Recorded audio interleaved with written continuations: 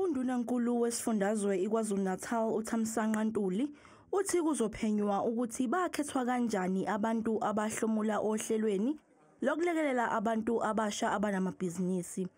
Lokhu-ke kuza emva kokuba kuvele ukuthi abanye bakhethwa ngendlela engafanele.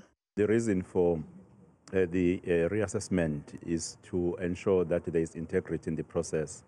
As much as I have confidence over the former Director General together with the officials that were engaged with the process.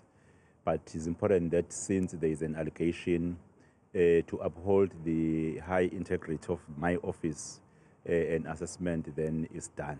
Labo somabhizinisi abahlomlile kulolu hlelo bamenyezelwa emcimbini wokubungaza usuku lwentsha obanjwe uhulumeni wesifundazwe eNyuvesi yaSongoye ngomsombuluko odlule. Kanti-ke baphawulile ngalezi nsolo. Is a political sabotage leyo nto leyo, yes. So izinto kade zenzeka kuphethe amanye amaqembu ngokuhlukahlukana. So ngokubonakala kaPremier ngokungena kwakhe enza izinto zenzeka yabonga ngokungathathi ihlangothi. So benza into abazombeka ngayo ichashaza.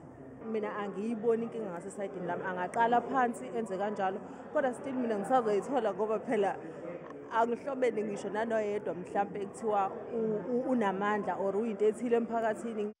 Lezi nsolo zivele ngesikhathi obengumqondisi jikelele ehhovisini likaNdunankulu uDokotela uNonhlanhla Mkhize ephumele obala ngokusula kwakhe kulesi sikhundla. UMkhize udeluleni ukuthi uke wahlukunyezwa uzakwabo. UNdunankulu uthi kusaphenywa ngalolu daba.